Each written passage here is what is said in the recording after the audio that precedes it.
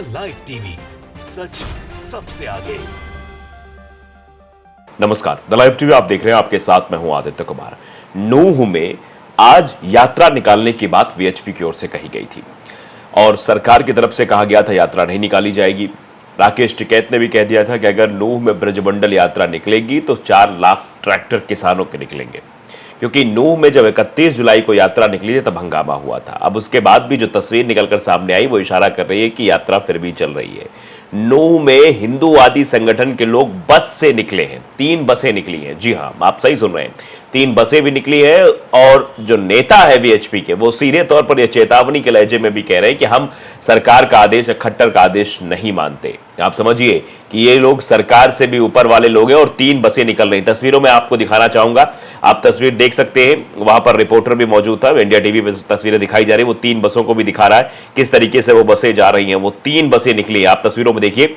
ये तस्वीर देख सकते हैं, आपकी पहली बस देखिए निकली है, उसके बाद ये दूसरी बस देखिए निकलती हुई दिखाई दे रही। 3 बसें वहां से गुजरी हैं जहां पर वाहनों की चेकिंग की जा रही थी। जहां ये कहा जा रहा था कि इस रास्ते से यात्रा नहीं निकलेगी, उस रास्ते से 3 बसें निकली है, हर हर महादेव करते हुए बसें निकली हैं। तो ये सवाल खड़ा होता है कि आखिरकार इतने बंदोबस्त के बावजूद, इतना सब कुछ रोक के बावजूद ये कैसे हो रहा है, ये क्यों यात्रा निकाली जा रही है, जहां से पता है कि यात्रा निकालने की वजह से कुछ ना कुछ अनहोनी हो सकती है।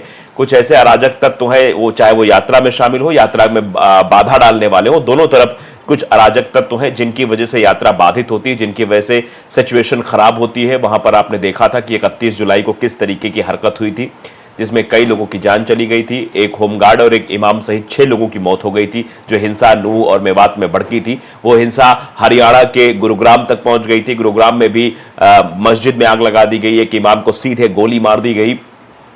और इसकी आग किस तरीके से पूरे देश में लगी थी। हर जगह ट्विटर पर, सोशल मीडिया पर मार काट की बातें कर रहे थे लोग और एक दूसरे को मारने की। तो फिर वैसी सिचुएशन क्यों पैदा की जाए, फिर वैसे हालात क्यों बने? इसी चीज को रोकने के लिए पुलिस पूरी तरीके से मुस्तैद दिखाई दे रही थी। और फिर राकेश टिकैत की चेतावनी आती है, फिर मनोहर लाल खट्टर जो कि हरियाणा के मुख्यमंत्री हैं, उनको भी ये कहना पड़ता है कि देखिए यात्रा नहीं निकाली जाएगी, लेकिन फिर भी यात्रा निकाली जा रही है। फिर भी आप देख सकते हैं हिंदूवादी जो बसें हैं लोगों की, वो बसें पहुंच रही हैं। और किस तरीके से लगातार ये कहा भी जा रहा, देखिए शोभा यात्रा की मनाही के बावजूद वीएचपी नेता आलोक कुमार पहुंचे नूह, कहा मुख्यमंत्री खट्टर की अपील स्वीकार नहीं। यानी सरकार से भी बड़े हो गए हैं, मुख्यमंत्री की अपील स्वीकार नहीं करते हैं। नूह में ब्रजमंडल यात्रा को लेकर खींचतान जारी है। प्रशासन और सरकार की मनाही के बावजूद विश्व हिंदू परिषद के नेता आलोक कुमार नूह पहुंचे हैं।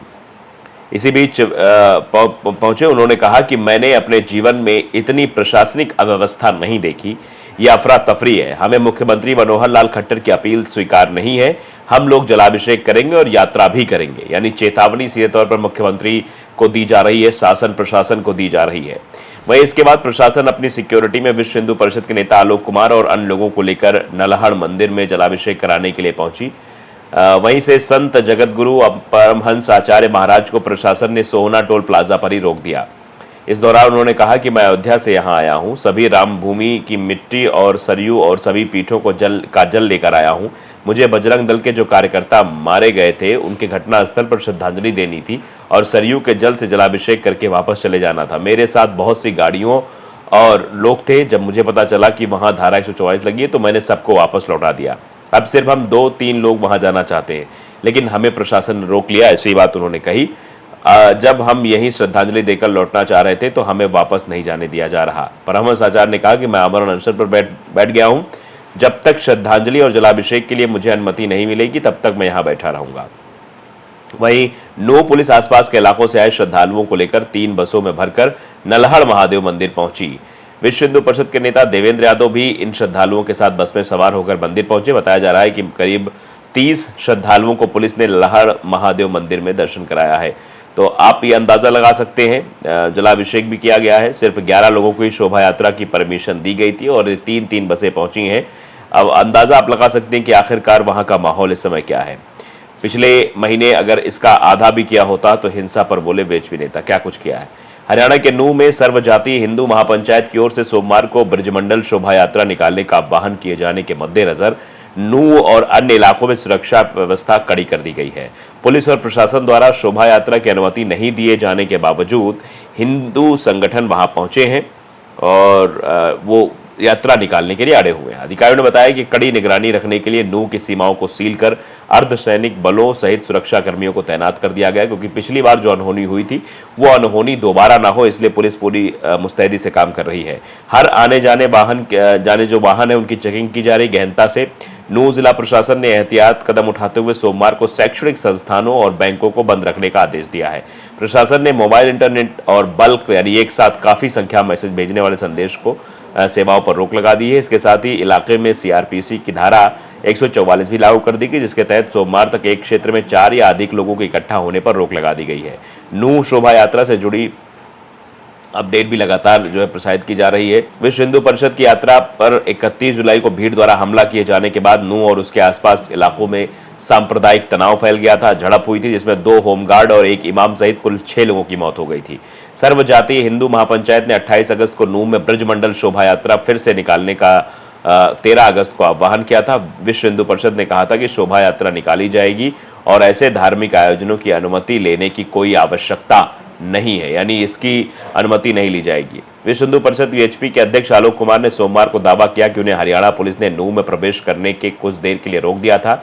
उन्हें ब्रजमंडल शोभा यात्रा करने में शामिल होने से नहीं रोका गया। विश्व हिंदू परिषद अध्यक्ष ने कहा कि उन्होंने अपने जीवन काल में पुलिस का ऐसा कुप्रबंधन कभी नहीं देखा जो अब वो देख रहे हैं। अनिल विज का भी बयान इसको लेकर आया है कि ये सब कांग्रेस का करा धरा है। मतलब आप समझिए, देश में अगर कुछ भी होता है तो जो विपक्ष में पार्टी होती है, प्रादेशिक पार्टी उस पर आरोप मढ़ देती है कि ये विपक्ष की साजिश है। लेकिन किस तरीके से वहां घटनाक्रम हुआ था मेवात में, सब आपने देखा था। पहले से ही हथियार गाड़ियों में थे, बंदूकें लहराई जा रही थी। तो नूह हिंसा मामले को लेकर विधानसभा में अनिल विज ने क्या कुछ कहा, ये मैं आपको बताता हूं। उन्होंने कहा कि अभी तक जितने लोग गिरफ्तार हुए हैं उनके जांच के आधार पर सामने आया कि हिंसा के जिम्मेदार कांग्रेस है। ये सब कांग्रेस का किया धरा है। आप समझिए, सब कुछ सामान्य होने पर ये सभी जो प्रतिबंध है नूह में, ये सब हटा दिए जाएंगे। हरियाणा की एडीजी कानून व्यवस्था एवं ममता सिंह का कहना है कि नूह इलाके में स्थिति सामान्य है। शांतिपूर्ण माहौल बनाए रखने के लिए इलाके में पुलिस बल और सुरक्षा बलों की तैनाती की गई है। इलाके में इंटरनेट सेवा को निलंबित कर दिया गया है। क्षेत्र में सब कुछ सामान्य होने पर हम सभी प्रतिबंध हटा देंगे। हम यात्रा को छोटा करेंगे लेकिन हम इसे छोड़ेंगे नहीं, आलोक कुमार का सीधे तौर पे कहना है। नूह की शोभा यात्रा पर वीएचपी नेता आलोक कुमार ने कहा कि हम नूह में शांतिपूर्वक यात्रा का आयोजन करेंगे और प्रशासन और सरकार को कानून व्यवस्था बनाए रखनी चाहिए। उन्होंने कहा कि हम जानते हैं कि G20 सम्मेलन शुरू होने वाला है, इसलिए हम यात्रा को छोटा करेंगे लेकिन हम इसे छोड़ेंगे नहीं, हम इसे पूरा करेंगे। मैं भी इसमें भाग लूंगा। कानून व्यवस्था के मुद्दे को क्यों उठेंगे? सरकार यहाँ कानून और व्यवस्था बनाए रखने के लिए है ताकि लोग अपने धार्मिक कार्यक्रमों को शांतिपूर्ण तरीके से सुरक्षित आयोजित कर सके। तो ये बात जो है कही गई है आलोक कुमार के द्वारा। फिलहाल आप समझ रहे हैं किस तरीके के हालात बनते हुए दिखाई दे रहे हैं और आगे क्या कुछ होगा, लेकिन फिलहाल तो सरकार पूरी तरीके से मुस्तैद है, लेकिन वीएचपी वाले मानने को तैयार नहीं है। 3 बसें जरूर गई हैं। तो क्या आने वाले समय में इस तरीके से अगर कानून और संविधान से ऊपर या मुख्यमंत्री के आदेश से ऊपर अपने आप को समझकर इस तरीके की घटनाएं की जाएंगी तो उसके बाद जो आगजनी होगी, जो नफरत फैलेगी, उसका जिम्मेदार कौन होगा? तो लाइव टीवी को अगर आपने सब्सक्राइब नहीं किया जरूर करिए, बेल आइकन दबाइए ताकि सच खबर आप तक पहुंचती रहे। नमस्कार। द लाइव टीवी, सच सबसे आगे।